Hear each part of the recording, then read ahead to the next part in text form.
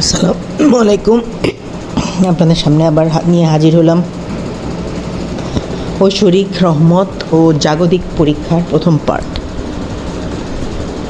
মানুষের সহজাত প্রবৃত্তি হল ধন সম্পদের প্রতি তীব্র লালসা এবং তা ক্রমাগত বৃদ্ধি করার ইচ্ছা বা আকাঙ্ক্ষা। মানুষ সম্পদ অর্জনে পরম আনন্দ বা খুশি পায়, কিন্তু অতিরিক্ত সম্পদ মানুষকে অন্ধ করে ফেলে এবং অহংকারের দিকে ধাবিত করে, যা পাপের মূল লক্ষ্য হিসেবে পরিগণিত হয়। বিশেষ করে অবৈধ উপার্জন, সিন্ডিকেট বা মজুতদারির মাধ্যমে মানুষের দুর্ভোগ বাড়িয়ে সম্পদ আহরণ করা আল্লাহর নিকট অত্যন্ত ঘৃণিত ও জঘন্য কাজ।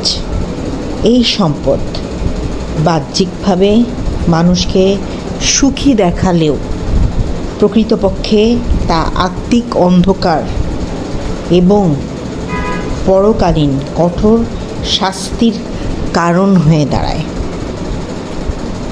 নিরবিচ্ছিন্ন শারীরিক সুস্থতা ও আত্মদম্ভিকতা, কোনো প্রকার রোগ ব্যাধি বা পরীক্ষা ছাড়া সারা জীবন সুস্থ ও সচ্ছল থাকা মানুষের প্রিয় অবাধসমূহের একটি।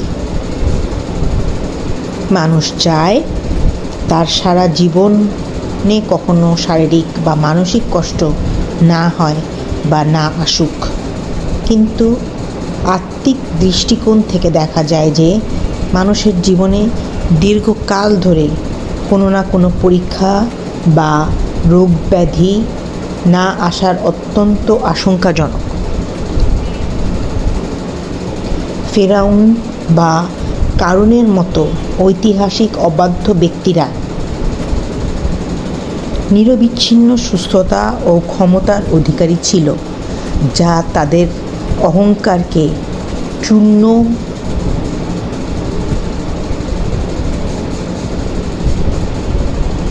চূড়ান্ত পর্যায়ে নিয়ে গিয়েছিল এবং অবশেষে তাদের ধ্বংস ডেকে এনেছিল। কোনো কষ্ট ছাড়া দীর্ঘায়ু ও সুস্থতা অনেক সময় ইস্তেদরাজ বা আল্লাহর পক্ষ থেকে দেওয়া সূক্ষ্ম ঢিল হতে পারে, যা মানুষকে সংশোধনের সুযোগ থেকে দূরে ঠেলে দেয় বা দূরে সরিয়ে দেয়। অনাবৃষ্টি ও মেঘমুক্ত শুষ্ক আবহাওয়া। মানুষ সাধারণত রৌদ্রোজ্জ্বল, মেঘমুক্ত ও শুষ্ক আবহাওয়া পছন্দ করে, যাতে তাদের জাগতিক কাজকর্ম, উৎসব, আনন্দ, ভ্রমণ ও নির্মাণ কাজ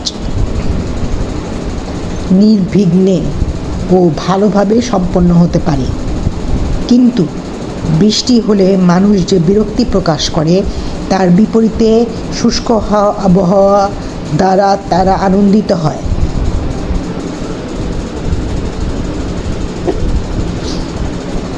কিন্তু দীর্ঘস্থায়ী অনাবৃষ্টি ও খরা প্রকৃতপক্ষে প্রকৃতির উপর স্রষ্টার এক মহা গজব বা বিপর্যয়ের সম্মুখীন মনে করা হয়।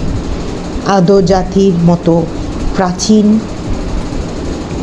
অবাধ্য জাতিসমূহ আকাশে মেঘ দেখে আনন্দিত হয়েছিল, ওই ভেবে যে তারা তাদের ফসল ফলাদিতে সাহায্য করবে, কিন্তু প্রকৃতপক্ষে তা ছিল তাদের ধ্বংসের আযাব। শুষ্ক আবহাওয়ার প্রতি মানুষের এই অন্ধ ভালোবাসা মূলত তাদের পরিবেশগত ও ঐশিক দূরদর্শিতার অভাবকেই নির্দেশ করে। ঐশী পরীক্ষা ও মানবীয় অনুভূতির মাধ্যমে যে রূপরেখা তৈরি হয়, সেটা হলো এমন সামাজিক অর্থনৈতিক আশঙ্কায় মন খারাপ হওয়া, কন্যা সন্তান জন্ম হলে আল্লাহর বিশেষ অনুকম্পা ও রহমতের চাবিকাঠি, জাহান্নামের আগুন থেকে মুক্তি ও জান্নাত লাভ নিশ্চিত।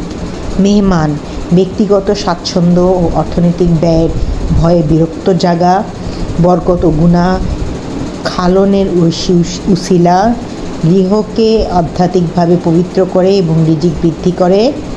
রোগ ব্যাধি, শারীরিক বেদনা ও সাময়িক অক্ষমতার হতাশাগ্রস্ত হওয়া, বান্দার আত্মিক অহংকার চূর্ণ করার মহৌষধ, অতীতের সমস্ত ছোটোখাটো পাপ ধুয়ে মুছে পরিষ্কার করে ফেলা।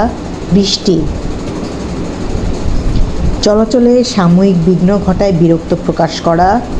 জামিন ও সমগ্র জীবন জগতের বেঁচে থাকার মূল উৎস, সরাসরি রিজিক বর্ষণ এবং প্রাকৃতিক ভারসাম্য রক্ষা করা।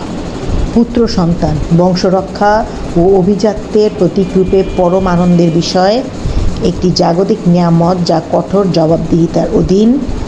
অহংকারের কারণ হলে তা ঐশী অসন্তুষ্টির পরিণত হওয়া।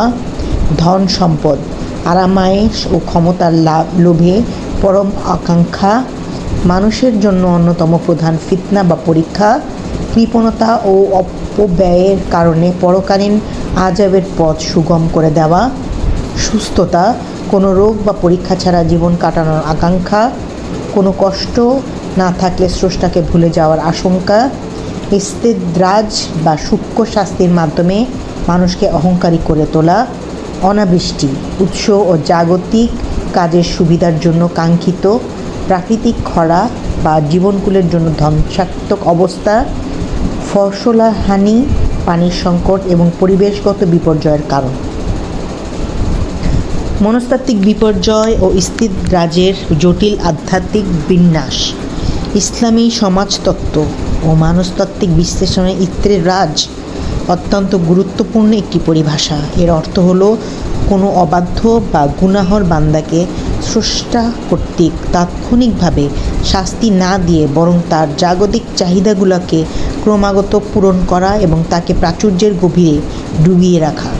মানুষ যখন তার গুনাহ ও অবাধ্যতা সত্ত্বেও সুস্থতা, সম্পদ ও ক্ষমতার শিখরে আরোহণ করে, তখন সে মনে করে যে আল্লাহর প্রতি প্রিয়, তিনি পাত্র। কিন্তু প্রকৃতপক্ষে এটি আল্লাহর একটি গোপন কৌশল বা পরীক্ষা, যার মাধ্যমে ওই ব্যক্তির অহংকারকে পূর্ণতা দেওয়া হয় এবং এক সময় তাকে কঠিনতম শাস্তির মুখোমুখি করা হয়। আজ এই পর্যন্তই। আপনাদের সামনে আবার নিয়ে আসবো ভিডিও। সেটার জন্য আমার সাথেই থাকুন, বেল আইকনে ক্লিক করে সাবস্ক্রাইব করুন, শেয়ার করুন, ফলো করুন এবং ভুল ত্রুটি হলে মাফ করবেন। আমিন সুম্মা আমিন।